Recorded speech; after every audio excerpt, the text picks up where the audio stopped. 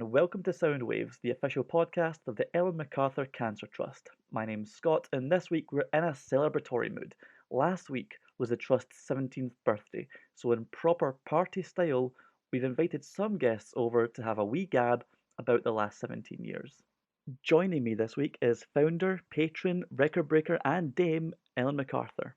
With her, we have youth board member Sam, whose 9 years with the trust have led him to where he is now, to fatherhood and having sailing be a big part of his life. We also have Romy, who joined us for her first trip just last year, and she's excited to have all of this sailing still ahead of her. So please join me in wishing the trust a belated happy birthday. What you're about to hear is a really lovely conversation. We hope you enjoy. Ellen, thanks for coming on. It's the Trust's 17th birthday. How does it feel to look back across those 17 years and everything that's happened? I think the first thing is I can't believe it's 17 years. It seems quite extraordinary. Those first trips are like they were yesterday. But when you do think back and you do identify each different year and the incredible things that have happened, you realise how amazing it's been and how incredible the young people are and continue to be. And I just feel really lucky to have been involved with such a great organisation and such amazing young people. And to think as well where it started from and where it is now, could you imagine what it's become when you started out 17 years ago? We always set out to intend to help as many young people as we could. And that hasn't changed at all from that first trip right through to the trips that we run today. So in some ways, a lot has changed in that there's a lot more young people, but the trips themselves have the same goal. The transformation and the magic that happens on those trips remains the same as it did on that very first one. So it's all different, but all the same in a nice way. I think it's easy as well to look back across 17 years and see that in like the macro, that there are a lot of numbers and achievements. But when it comes down to it is about each individual young person, as you say, and what they get from the trust. So what does it mean to you when you hear about those young people speaking so highly of their experience and saying that it set them up for what comes next? I just think it's wonderful to hear the positive feedback and actually it's perhaps even more wonderful just to be there on a trip and just witness what happens firsthand. It's extraordinary. Yes, of course, that young people are inspirational.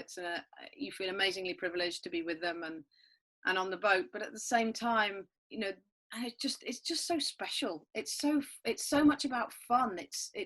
Yes, it's about the individuals, but it's about everything that they create, which makes it really quite extraordinary. And to be here with Sam on the Zoom call and to think back to our time on Talata on the East Coast, what was that, 6.5, 7 years ago? Yep. And absolutely. The most amazing thing perhaps about being 17 years on is keeping the connection with those young people and seeing them grow up and move on with their lives and have their own children. And that's really, really special to see that evolution and to keep in touch with those incredible young people. And Sam, you've been involved with the trust since around 2011, I believe. You've gone from being a young person who was supported on a trip to being part of the trust's youth board and so much more than that. Can you tell us a little about what it's like looking back on your life pre the involvement of the trust and what it's like now? Yeah, absolutely. Like looking back to the young me, I think I must have been 14, just finished treatment, not really knowing what life was going to be, not really knowing what route life was going to take me. I think that trip found the route. I think it made its way into my life very much. I still remember sitting down with Dan Monk on the bow of the boat and in the cockpit and learning to do Spanish bowlines and just doing amazing things, going, do you know what, this is it, this is what I want to do. And I think if anyone remembers me turning up to then remembers me leaving, I think they'll know and you can see the difference in what it does, because you couldn't shut me up for anyone tried, but no one's getting any luck. And I turned up home and chatting away and they're like, who is this? But yeah, I think now looking forward and what I've done and actually going back to Thalassa on the East Coast, sitting with Ellen and going, look, I want to go forward in this. I want to do more. What should I do? I at that time I was set on super yachts and Ellen went, look, take it chill, just go and do a season, whatever it is in whatever sport, but water sports, go do a season in water sports. So guess what? I did. Followed Ellen's command. And went and had, do you know what? I had the most amazing life experience and learned so much actually about. I left high school and went straight out to France.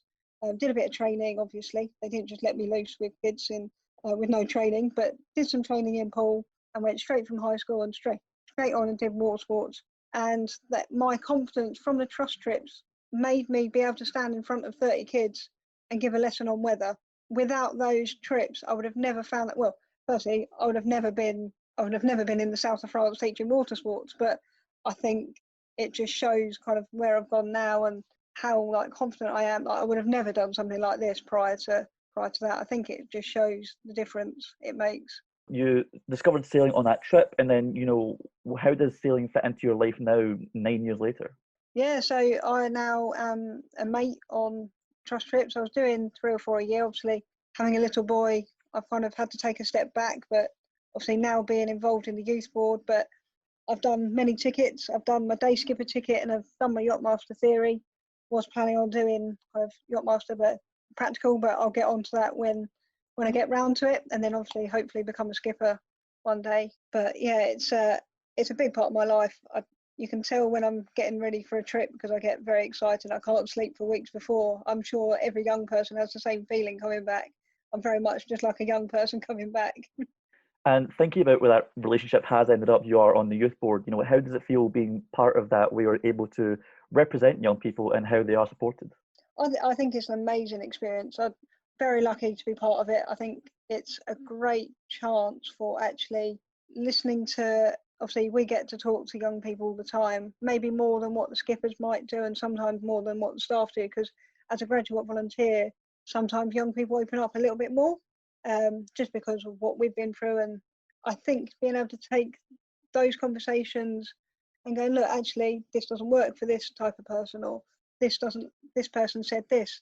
Being able to take that in and actually have a discussion with that and with kind of other members of staff and go, just be frank and just go, not the frank, but be frank with the points. And just say, look, this is what needs to change. This is what people want from it. And then actually being listened to is an amazing experience. And actually, we're actually starting to see the difference that we're making. Romy, you had just started sailing before your diagnosis. What was it that made you think, I want to give sailing a go? I'm not really sure. I'd seen some boats. Well, I've always liked to go to the Isles of Scilly every year, and I love seeing boats there.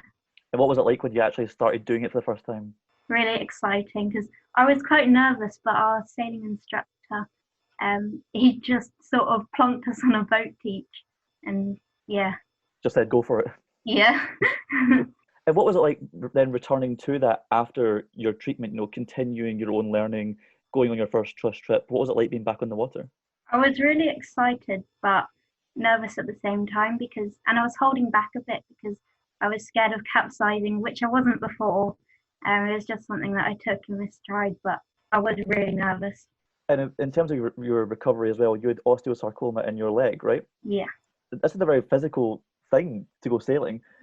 So what's going through your mind when you think of what you've been through and where you're at now? Sometimes I sort of think, oh, why am I finding this hard on the boat, and why can't I do that quicker? But when I actually look back, I've come a long way. And you'll come back again once we're back in the water, right? Yeah. Oh yeah, and I thought it was going to take longer to get back to the stage I was before, but I'm better than I was when I first started. So. Did you still keep sailing in mind when you were going through your treatment? What are the things you were doing? Definitely, yeah. It's what kept me going.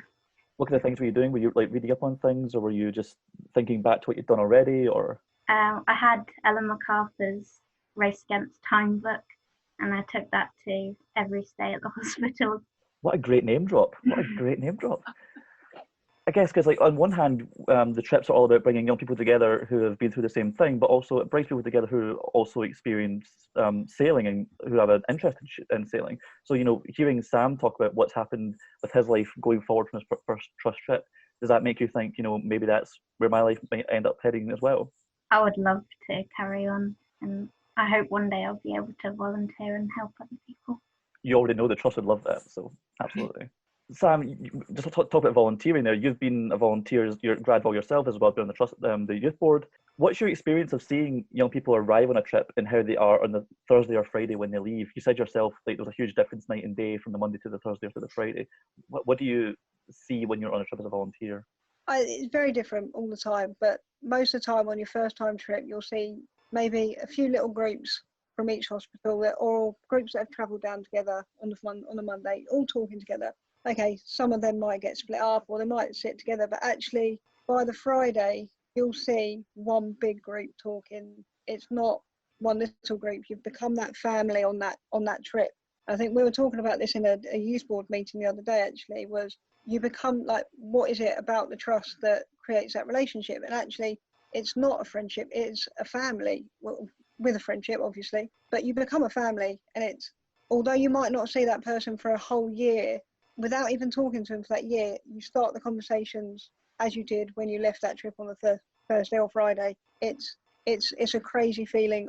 I try to describe it to people all the time, and how you can leave a trip one year and go back and you might see someone from 2 years ago and you click again. It's that feeling of just belonging, and I think that is kind of like, I've got goosebumps now talking about it, but that is what the trust is about, is that belonging. And the change in the people, especially myself, is like you don't recognise the people at the end. You really don't.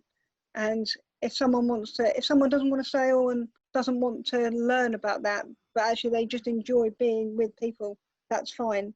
But I love to just share my passion for sailing and hopefully make another version of me, like what Dan Monk did with me and taught me everything, well, not everything because he knows a lot, but taught me everything that he could during that week. I just love to be able to do that. I love to be able to sit and just spend a couple of hours in the evenings teaching knots or trying to teach weather or just looking at the clouds and looking at the tides. And it's just a fantastic feeling being able to actually share what I've learned over the many, many years of being with the trust and doing other courses and being elsewhere.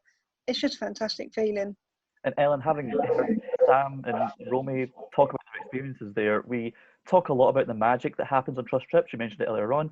Have you ever found a way to put into words exactly what that magic is, or what it is about being on the water with other young people that just seems to make a difference? Really hard.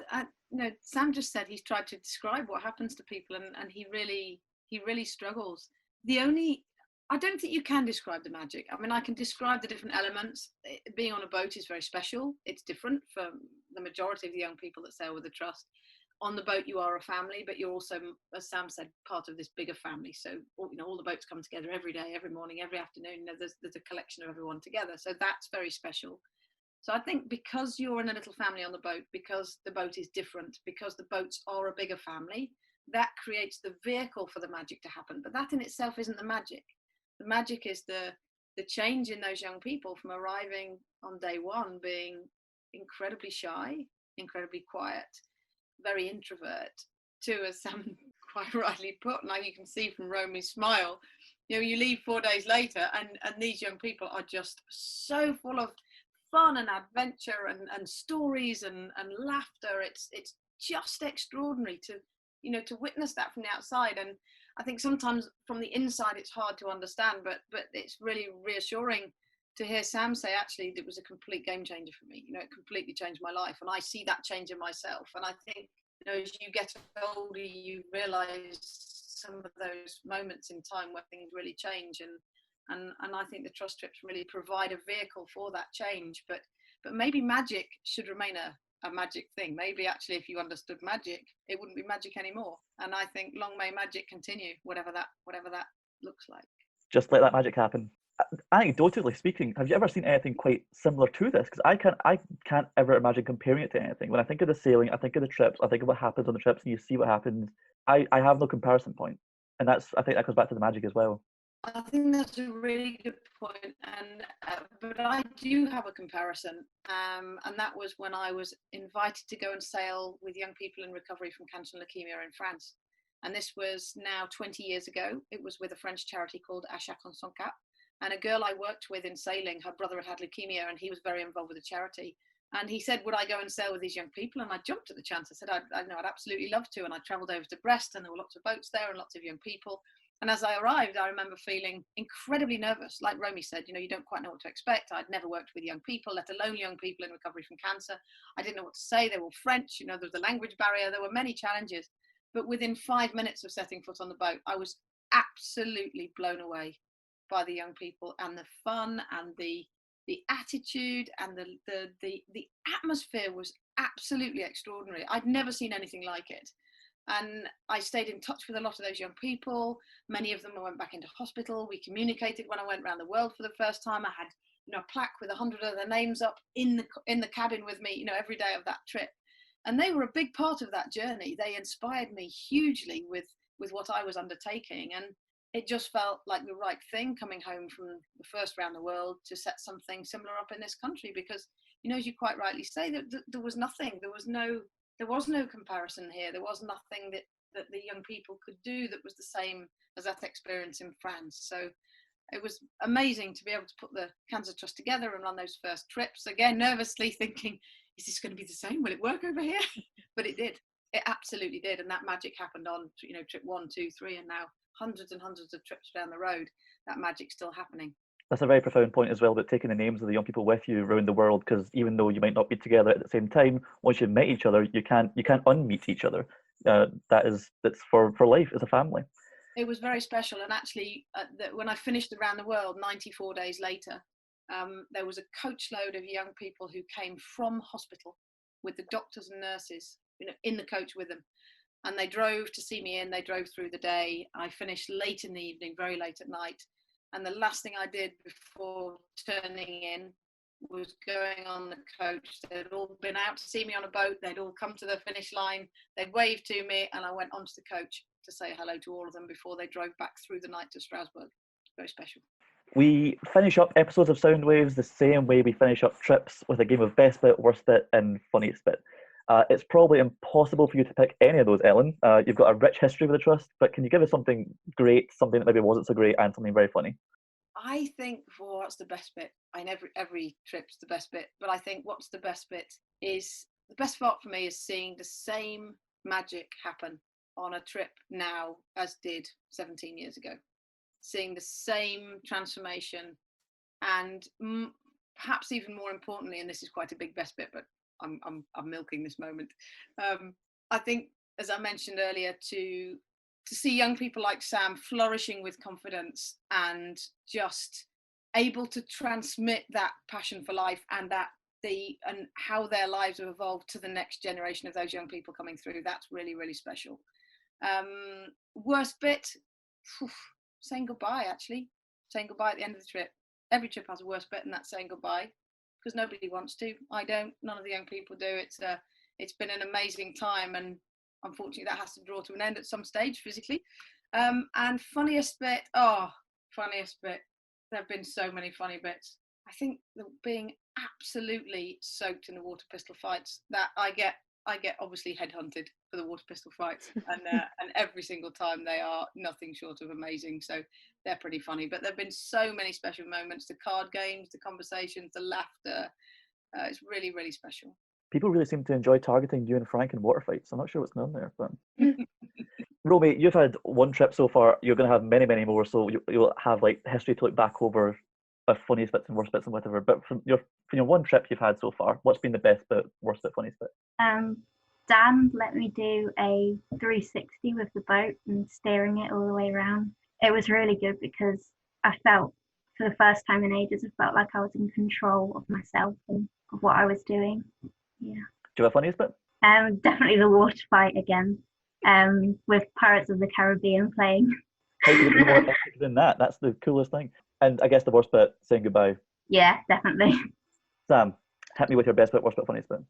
I think the best bit is being able to see, obviously me being a volunteer for now quite a few years, is now starting to see maybe the 18-year-olds, 17-year-olds now becoming graduate volunteers, and catching up with them at the training days and actually go, wow, well done. And then them asking for like tips. It's like looking at you as someone that they've seen lead and help out on the boats and stuff like that. It's kind of sends shivers down your back, like people actually look up to you, and people will then, and I know that then people will look up to them. It's kind of one of those things that just it's a constant wheel of motion of when I get back to trips, when we all get back to trips, there'll be more people. Those people will become volunteers, and then it's just constantly happening, and it's an amazing feeling. It really is. Worst bit, I'm going to go for the typical having to say goodbye, and probably not seeing everyone this summer. But obviously, there is still lots of virtual ways of getting involved with games on Tuesday night and everything else. So we'll still see each other, but just not in the flesh this year. My funniest bit, I think Ellen might remember this. Again, I'm going to go back to the East Coast. Is having Norman on board and tacking a massive Thames barge with Norman trying to pull the jib sheets from one side to the other and pulling them in. It's quite an interesting way of seeing a dog tack a boat. But yeah, that still sits in my memories every time I think of Norman. Whenever I see a dog just like him, I'm like, oh, I remember the East Coast. There we have it. Thank you so much to Ellen, Sam, and Romy for joining us this week, and to you two for listening in. Ellen's having a busy one this week. Our Trust Tuesday hangout tomorrow night, which is Tuesday the 28th of July, is a live Q&A with Ellen. Sign up for your spot via the link found on our social media or on the news section of our website, and you can put your questions straight to Ellen herself, like what it's like to sail solo around the world, or how it feels to be knighted by the Queen. And on Wednesday, she'll be delivering a parliamentary talk about People's Postcode Lottery. We don't need an excuse to take some time to thank the players of People's Postcode Lottery, but I'm taking this one anyway to say without their support, these last 17 years would have looked very different indeed. So a big thank you, as always, goes to them. The Trust is always looking forward, but if you listen into this episode and it made you think back on times you've had with the Trust, we would really love to hear about them. Please do leave a comment below the post about this podcast on Facebook or Instagram, or send a tweet, because we've had a great time reflecting on these past 17 years, and all of those memories involve people like you. Here's to making many, many more. Until next time, speak soon, stay safe, take care.